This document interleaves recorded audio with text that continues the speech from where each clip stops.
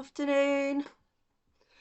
Right, today I want to talk about having open-minded conversations, being non-judgmental and having a non-judgmental attitude. It gives us the freedom to express ourselves without feeling that the world is going to come after us. If we stick with our truth, then only the truth can remain the truth. You can't trip somebody up with the truth. You can only trip somebody up if they're lying. So it gives solid layers of foundation to people, especially to children when they're being brought up, so that they know that they can walk and build on this foundation without falling. So we need to teach them truth and to stay with truth and to keep resetting the mind back to love and the truth, which is all the same thing ultimately. Having our feet in two worlds, the home, the community, family relationships and friends and relationships, and the earth and spirit, helps us with the process of children discovering their true self and self-value. What we see today is the Zionists hanging on to their history and victimhood as an identity, and this is where things go horrifically wrong, as the Palestinians pay the price for the Nazi Holocaust and the fact that most Zionists have lost their relationship with God. Those fighting today, not one of them has experienced the Holocaust firsthand, and other than the one that they're now creating in the present out there towards the Palestinian people. The Nazis we see waving their swastika flags want more of this, and the Zionists are giving it to them. Another Holocaust. If that doesn't horrify you, and if you're still trying to find ways to justify this, then the problem is squarely with you. Our leaders are enablers, allowing victimhood to be their identity, and it keeps them very much sick and stuck. As some of you know, I have a son with a learning disability who often recalls the past and brings the past into the present. And I try to teach him that here and now we're safe. In the present it's calm, and we talk about past events. Then we're bringing all of that energy into the present. Also, fear of what might happen does the same and leaves us anxious here in the present. And I believe that regular prayer does the same thing as regular meditation. It resets the neurons, focusing on one God, keeps us present, and also opens our hearts to the one that we love and trust in. Bad habits can be overcome with continued conscious changes in our thinking and conscious resetting of the mind's habits.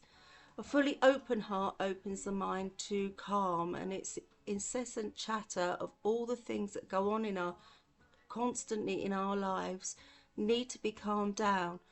And it connects us to the divine when we open our hearts and minds, which allows our consciousness of the present to be in moments of loving prayer. We're lit up when we open ourselves up to the love for God, and we are giving out love for all. Our greatest advice in times like this, we are going through this, and we must never lose our empathy.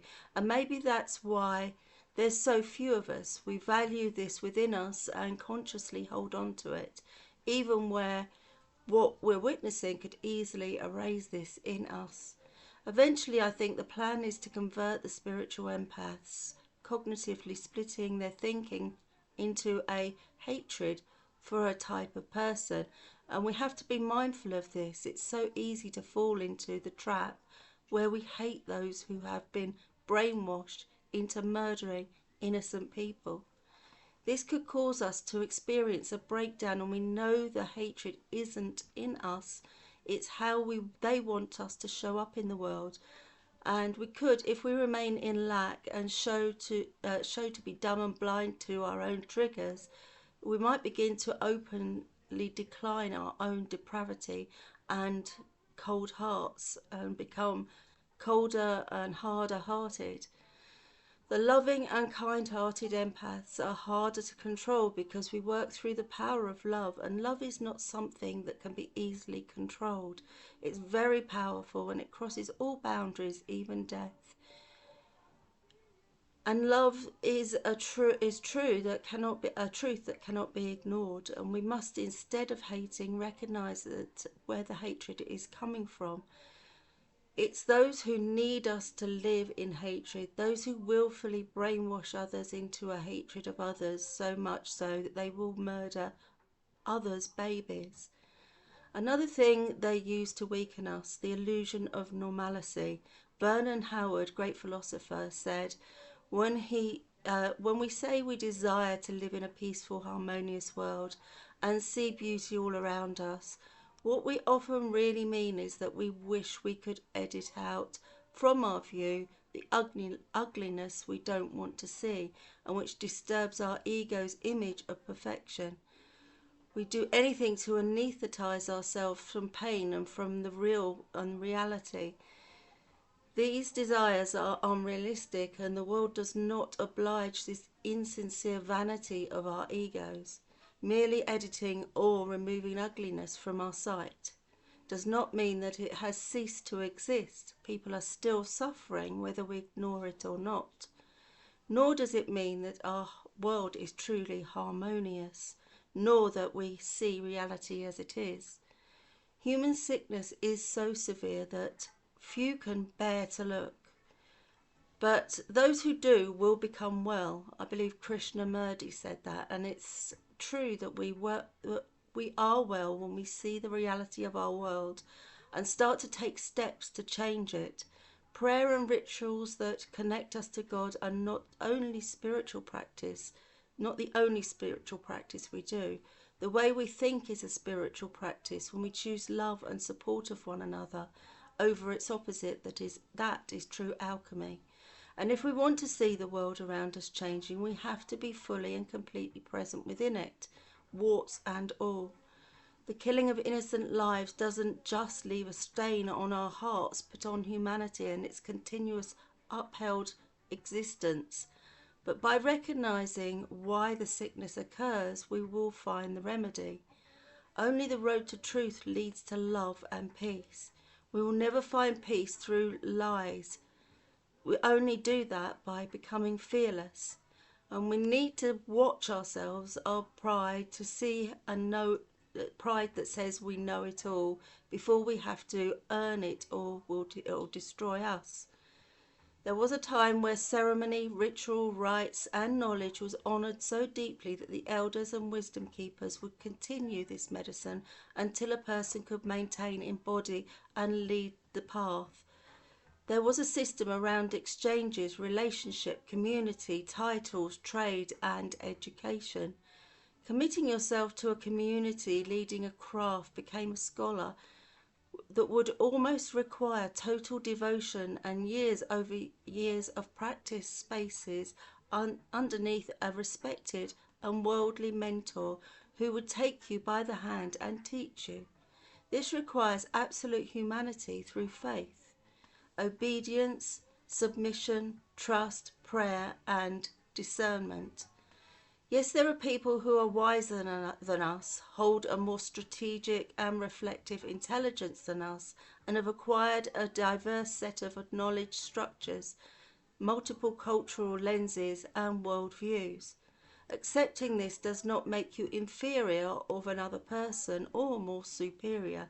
This doesn't automatically equate to power, and imbalance it rather donates respectful acknowledgement to those who have committed their lives to understanding, navigating, interweaving, changing, challenging and implementing within our ever-changing world. Additionally, these people have the capacity to provide expanding learning opportunities to the collective. I've personally always appreciated and honoured learning from those who have masterfully refined and embodied their life's mission and soul quest. I've been blessed to be surrounded and supported by authentic leaders and professors and mystics and activists and artists who have encouraged me to grow into my own. Is a place for each of us, the circle of life, aligning yourself with those who have mastered and are continuing, critiquing and sharpening their skills as the first lesson around humility. Even each of us has a unique part to play in the interwoven tapestry of life. Truth is the teacher, it's always a student. These days we're more concerned with contemplating to be the best and the shiniest and the brightest. We are easily offended and quick on the tongue, prepared to cut others to the knees with our righteousness. We're living through an era that is significantly interconnected through globalization and political economies, and yet deeply divided and fragmented. Building empires instead of building kinship systems and communities. Globalization, capitalism, consumerism, technology, an avalanche of excessive and increasingly ever-growing information has become idols of praise, admiration and glory. Many of us have forgotten the currency of the Great Spirit God, the Holy Mother. We build fan clubs, collecting people's mind focus attention on money instead of growing seedlings with great vision for what will flourish into our families and sustain future generations. We are scolding other lineages, bloodlines, cultures and teachings open rather than having conversations about change, coexistence, reconciliation and partnerships, glorifying our own self-worship in the name of personal power and self-sovereignty instead of harnessing life experiences with diligent practice and observation and wisdom to gather strength, courage, grace and lead oneself into the diverse collective. We've created a culture where power, self-idolization, gratification and achievements have become the new god to worship. We've colonized everything, including spirit, and learnt how to strike arrows at the authentic way showers. And because we know what's best, stealing other people's land, way of life and ideas, we steal, take, plagiarize and reinvent, perform and complete instead of paying homage to the way showers, the ambassadors for change, and using their fire to fan the flames. Some of us may call doing it all ourselves empowerment and self-respect.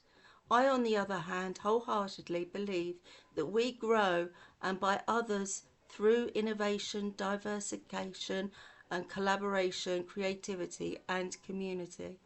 These days everyone is calling themselves a teacher, coach, facilitator, healer, money maker, relationship expert and practicing on people without anywhere near enough training or cultural insightfulness or ethical consent. I realise we're all connected in to source, and this may be in your field, and yes, you could very well be manifesting this. However, Google searches are simply not enough. Doing archetype work, leading from your learning from your mistakes or participating in a few dance of self sovereignty retreats, workshops, it's absolutely great for your own development. However, mastery is a whole other game. Now, I've been practicing different types of religion and different types of spirituality throughout my life, and I still do not believe myself to be knowledgeable in any of it. And Islam itself is something that has surprised me in many ways, and I would very much encourage other people to read the Quran and to learn some of what is in there rather than what you've been taught to believe is in there, because this diversity that we need in this world must include the very things that we're told not to trust and not to love. That's what's going wrong in the world right now. We're really just going along with what we're told, and we've got to stop that, and we've got to become the people that want to learn and be a collective endeavour together to make the changes and to bring love to the world. That's me done for now. Thank you for listening. Love you all.